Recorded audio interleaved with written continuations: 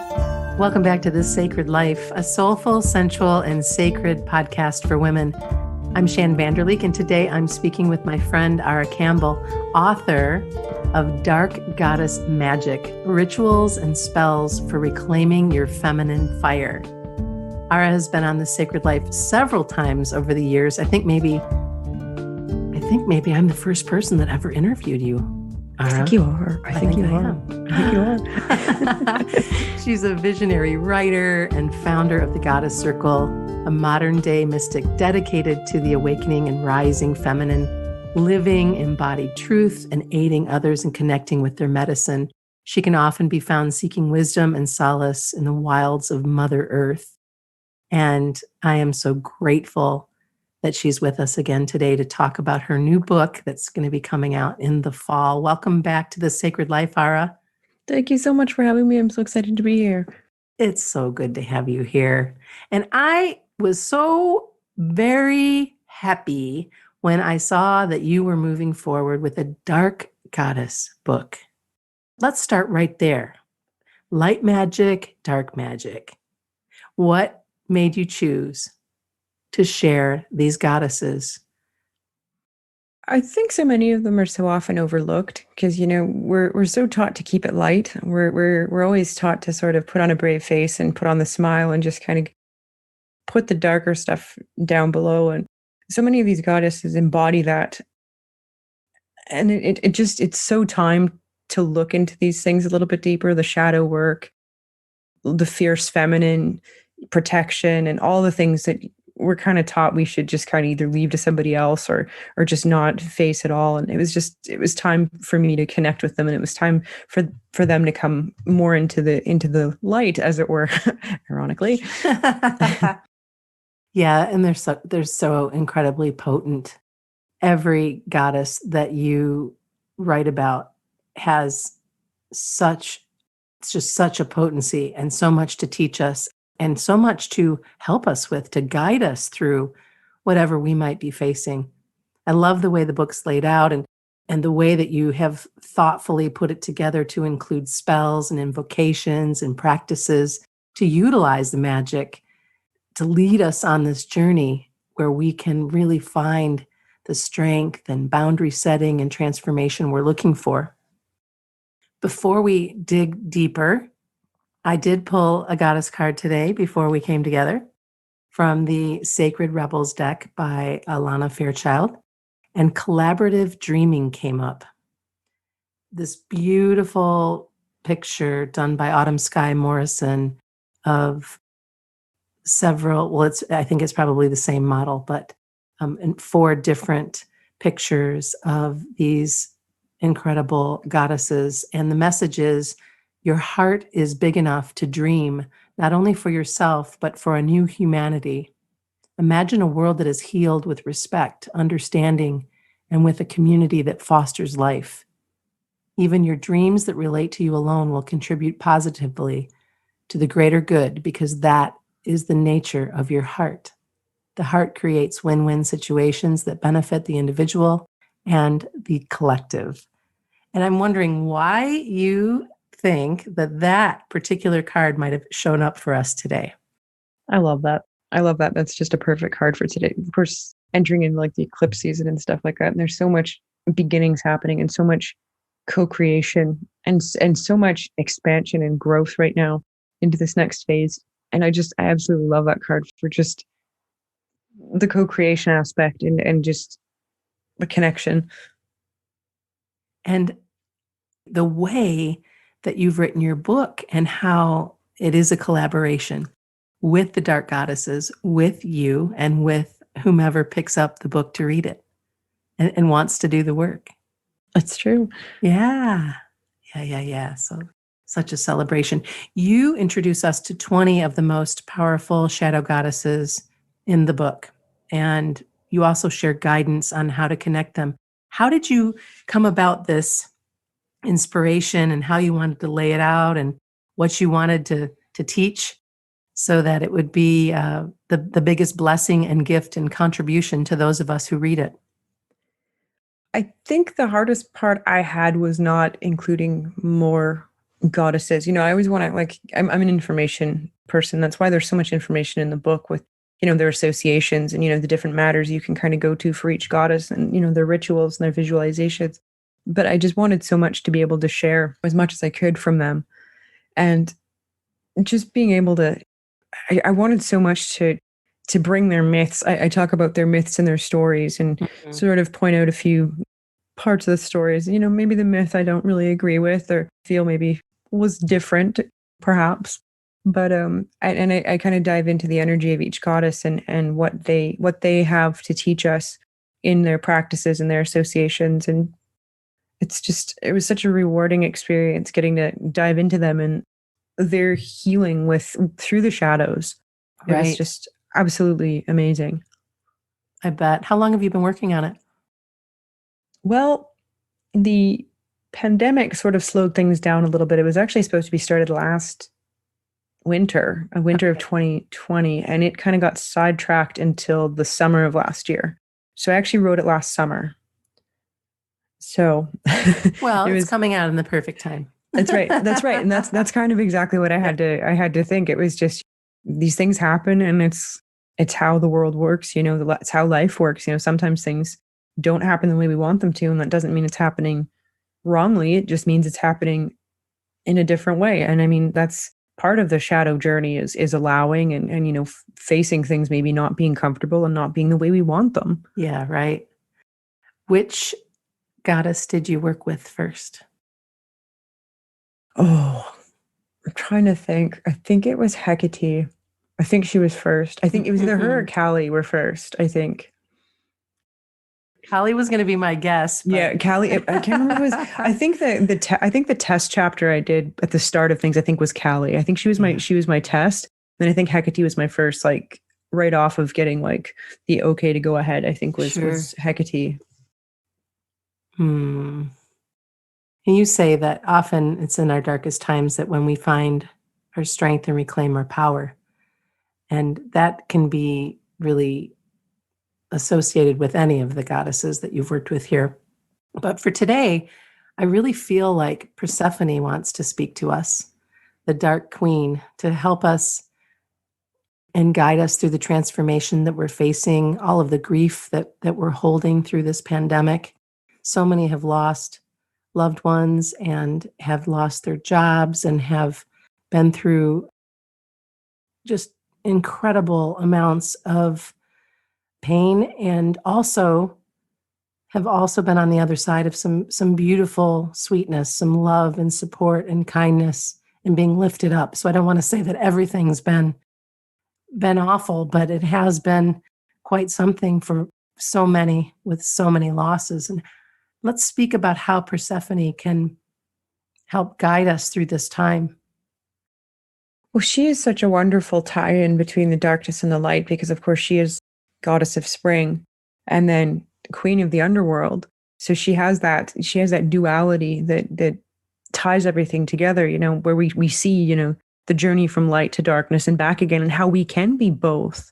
We don't have to choose one thing.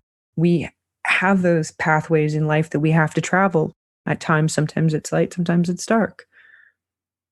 And as you just mentioned, this pandemic has been a very big example of that, with so much darkness and light at the end of it. Yeah, it's been, there are days when I want to talk about it and talk about the gifts that have come from it. Yeah. And I almost feel like, oh, no, maybe I shouldn't share the gifts that have come, that's another thing. It's not that allowed. But again, that's a shadow taboo. This is exactly what the book, and this is exactly, it all ties in. We're taught we need to shut that down and shut down that expression, and that's so many of the goddesses speak to that, where it's about embracing the expression of that. So even though you're talking about hope, so that's, it's a light subject, but there's that darkness. There's always that oppression that says, no, you should keep hidden. And this is what it addresses. And it's amazing that you said that, because it ties in very, very much. And that's what was one of the reasons why it was very clear to me that Persephone was just the one that I wanted to address today, because she is just such a great gateway. I mean, as is Kali, as is Hecate. I just find that for right now, there she is, the Dark Queen right there. Like, okay, I'm right here. Call on me. I can help you process this trauma. I can help you get beyond this. I can show you my story, can illustrate how you can heal, how you can grow, how you can come out the other side, and that it's okay that you've been through this experience, whatever it is. And she embodies her own truth so fully, where she, embraces her throne. And Mhm.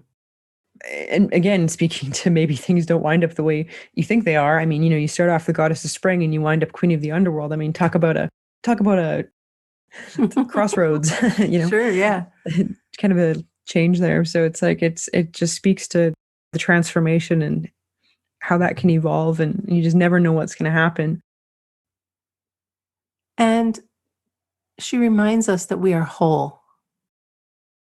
Yes. And I think that that's a big piece too, is that no matter what's happening, you are whole. You are darkness and light. You are so, so sweet and so valuable. And no matter what, no matter what's happened, no matter where you've been, no matter what stories you have to tell. Can you walk us through her invocation? Lady of light and dark, spring and death, grant me the grace to open to the cycles that flow within my life. All things transform, even time spent in the shadows. I acknowledge the ancient wisdom of the crone that swims within my veins, and the innocence of the maiden that keeps me curious to my deeper mystery. From you, Persephone, I learn I can be all things: wise woman, gentle heart, and dark queen. So beautiful. Thank you for sharing. As we sit here together in the new moon window and in the gateways to so much change, I wonder if you can kind of share with us what else you're seeing, because you have so many talents. And Thank part of what you do is you do readings, and I'd love for you to share what you're seeing right now for, the next cycles, maybe the next 2 or 3 cycles. Well, we just came through some pretty dark, not that I need to tell anybody that, they know that, but we came through some pretty dark cycles over the last, 6 months, 8 months, a year. The eclipses were not speaking good things. They had some pretty dark energy to them, and it just kind of seemed to sort of fuel everything that was going on. There were some really bad aspects to everything. This eclipse cycle that's beginning, today's the gateway with the new moon, and so we got 2 weeks till the first eclipse, and then the first eclipse on the full moon, sorry. It lasts till 2 weeks after the next solar eclipse, a month from now. So it's or 2 weeks after that. Sorry. So it's like a 2-month cycle, but the energy tends to flow for a few months afterwards, keeping like that potent energy for a little while. This one is a lot about hope, which is well timed because we could all use some. There's a lot of hope. There's a lot of themes of illumination. There's a lot of information coming in. There's a lot of shifting, there's a lot of rebelling energy, there's a lot of change happening, but change for the right reasons instead of change for chaotic reasons. Yeah. It's that inspired change, that inspired action. So I'm really hoping it's going to be starting to be a game changer and some turning points for a lot of people throughout the world, during this next cycle. Because wouldn't that be some good news for like a lot of people? Oh, yeah. Yeah. Well, just to have some lightness. Yeah. The heaviness has been palpable, and depending on your own situation and what you've been through, even more so to have some light, to see some hope, and to nurture that, to support that, to nourish that the best way you can in your own life. And to see the lessons that have come through this time. There's so much that I've learned about the world, about my own world, about my embodiment in it, during this time of like, this was like the ultimate Persephone journey into the underworld, everybody being disconnected to a certain, well, to a big degree, having to hold back and kind of sit in the underworld and just have this new experience. And I mean, through these journeys, we've come through so much learning, and we've realized things. So it's really about taking what we've learned in the shadows into the light, into the hope and the dawning new day. So hopefully that's the newest incarnation that we have coming. Yeah. Well, that would be great. And I like that the stars are aligning in such a way. I was excited to see that when I was doing the research for that eclipse cycle. I was like, yes. I was like, that's awesome. I was like, gotta love it. I love it. And are you still doing private readings for people? I do. Yes, I still do them. Awesome. Awesome. That's just, I'll never stop, It's just, there's certain things we're just never going to stop. It's just one of those things that you keep kind of doing because you just love it and stuff. And I've always loved the goddess, the myths and the stories. And like, I knew eventually I had to do something, that's why this came to light, because it was just something that I just had to do it. Just called to me at the time, and I just had to do it. Well, and I'm glad we're talking about it now too, and that you've made it available for pre-order, and that you've even put together some bonus content for people who are willing to make that investment now for a return later. Artwork is beautiful. The layout is beautiful. And you're being so art. Generous. Yeah, it's so lovely. Who did your art? Mary Ancilia Martinez. She's amazing. You can find her on Instagram. You can find me on Instagram and find her on Instagram. She's beautiful, absolutely beautiful. I got some of her prints because I can't help myself because she's just amazing. Amazing artist. So amazing. Yeah, that's how I feel about Lisbeth. That she who is well, and also Autumn Skye Morrison. Both amazing, yes. Yeah. Yes. Their art, and this woman that you've just shared with us is, I really hadn't seen anything like her work. And I thought, oh, this is so cool. And I felt like it was a really good match to your energy as well. Like it was like, oh, this is the perfect artist for Ara to be working with for her book. So I loved the art when they showed it to me, and I was like, that's so amazing. It was.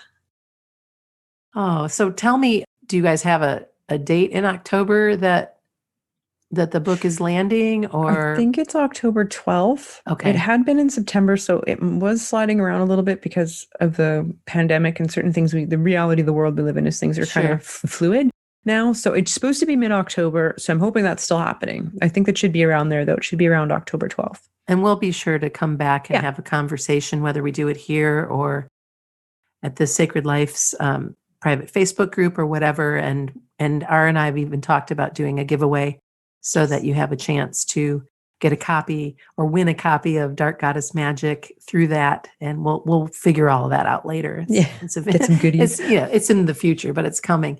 So you can visit thegoddesscircle.net to pre-order the book at any time.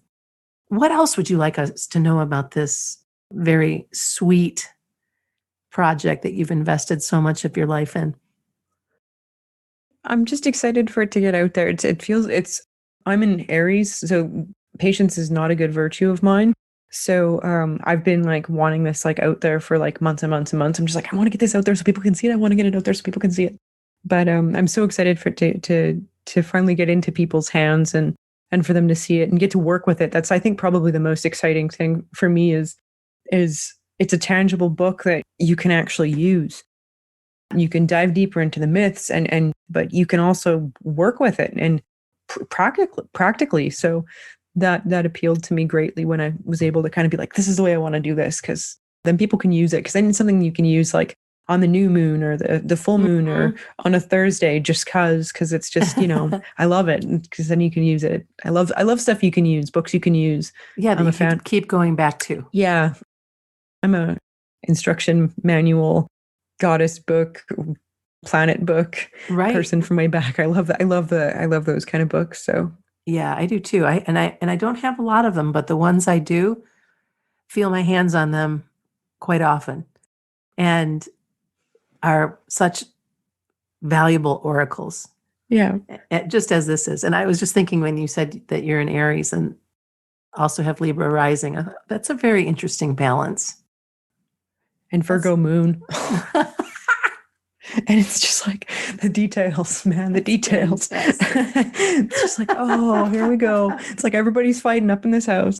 It's like, okay. Oh man, that's awesome. That's awesome. I Yeah. am, we talked about this years ago, but I am Scorpio rising, Sagittarius sun, and Aquarian moon. I love that. I love it. So yeah, and it makes perfect sense. It It does. does. It makes It perfect does. sense.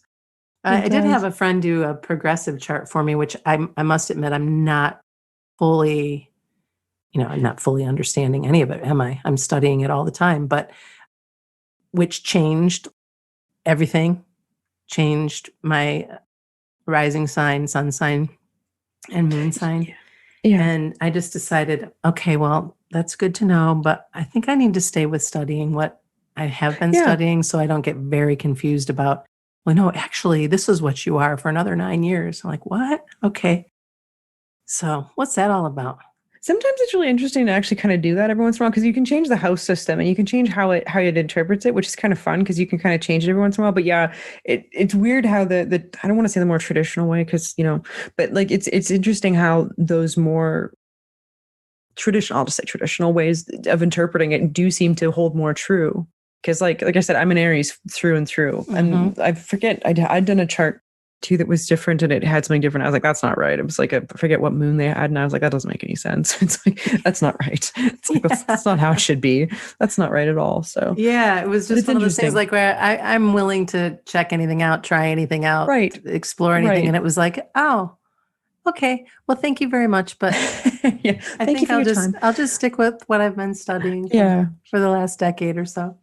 Anyway, back to this time of hope, this time of learning more and calling on Persephone, of allowing yourself to process this trauma and grief so that there is a pathway, a door opening to hope, to lightness, to this for those of us in spring, the blooms and the blossoms and the changes that we're seeing and that will be followed very quickly by the bounty of flowers and leaves and later the fruits that come from that, and to just trust that we're in this together and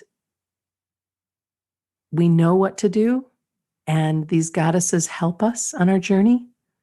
They help us understand what we're going through. Sometimes it's like the magic key that you need, the story that you need to read, the process that you need to go through is, and then you can just really rest in her.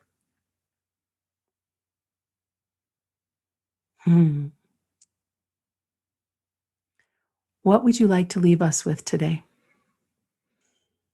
Don't be afraid of the shadows. Don't let anybody tell you that you're wrong for wanting to do shadow work or that, embracing the fierce feminine or doing any of those things that you're called to do is wrong because there's such a bad narrative. I shouldn't say bad narrative, but there's such a frequent narrative that we should be focusing only on the light or the positive. And it's like, wow, we should always keep that in our pocket. Sometimes we have to go down into the underworld with Persephone.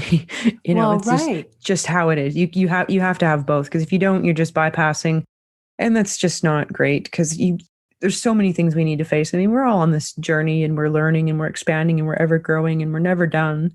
So, I mean, Right. shadow work is just something we do, and there's nothing wrong with lighting a candle for protection or any of these things. We keep being told we need to not do these things because people fear them and Right, they right. fear us protecting ourselves or they fear our own empowerment. So I feel like don't if you're called to work with these goddesses and in these ways, there's absolutely nothing wrong with it. It's not dark, it's not bad, I should say. They're dark and they're Right. shadowy, but it's not bad. Dark doesn't mean bad. Right. Thank you for that, It's because dark at night, it's not there has been bad. so much bypassing. Yeah. There has been so much love and light and everything that's happened you've created um, and and I almost get, well, not even almost, I get really pissed off about it. because it's love and light, love and light. Yeah. It's like, no, Well, it shuts no. down the conversation is the problem. And I'm a fan of continuing the conversation, even if it's uncomfortable. Yes. So if I'm having a conversation and they're like, love and light, and then they're just kind of gone, and I'm like, wait, wait, what? That's it? It's like, so you just shut it down. It's like, okay, Right. there's no expansion from that. Like, there's no growth. It's like, get your Right. roots in deep and let's just, so. Right. And like Persephone, you're digging in the dirt. Yeah, that's right. Yeah. What are you digging up? What are you digging up? And don't be afraid to do so. You actually owe it to yourself to do so. Right. To That's dig exactly deeper, right. to look, to have a better understanding of yourself, of your lineage, of whatever story you're in right now. You deserve something more than the bypassing that's happening. I love speaking with you. I love speaking with you talk too. about just about anything. I was going to say, we never script anything. We just kind of go with it. We're like, yeah, this will work because it's awesome. And I know that you are jonesing for planting and being in the dirt. And the last time we talked, I don't even know how many houseplants you have. I'm sure you've. I'm sure you have more.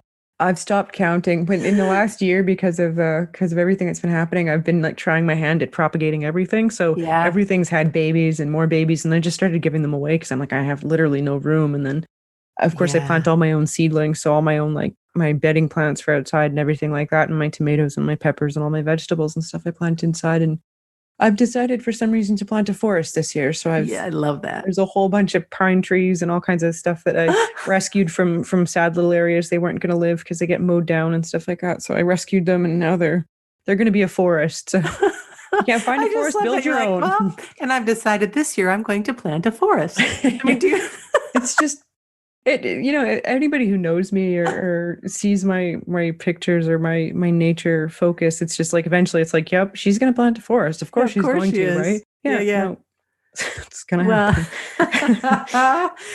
Well, I'm so grateful for you and for the way you show up, and that you do that you're like, okay, I'm planting a forest. Okay, this is what I'm doing next. All right.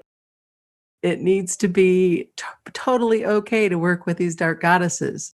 Dig in, dive in, learn, allow yourself to learn more than the surface stories and the surface bullshit that we absolutely must do more than. We have to do more than that. We do. We do. I mean, if you're listening to this podcast, you have to do more, in my opinion. I was like, why would you be here if we were just going to give you some sweet nectar and send you on your way? This is sweet nectar. It's true. It's true. It's true. Dark goddess sweet nectar. Right? That's right. All right. Good. Well, thank you so much. Such a pleasure. I'm incredibly happy for you. The Dark Magic book, the Dark Goddess Magick book, is going to be so incredibly successful. I just know it. You've done just a beautiful job putting it together. Thank you. Thank you so much for having me. I always love getting to talk to you. You're welcome. That was C Ara Campbell. Pre-order a copy of Dark Goddess Magick today, and you can also get some bonus content. We'll have links in the show notes, but if you want to go over right now and pre-order, you can go to thegoddesscircle.net and pre-order there.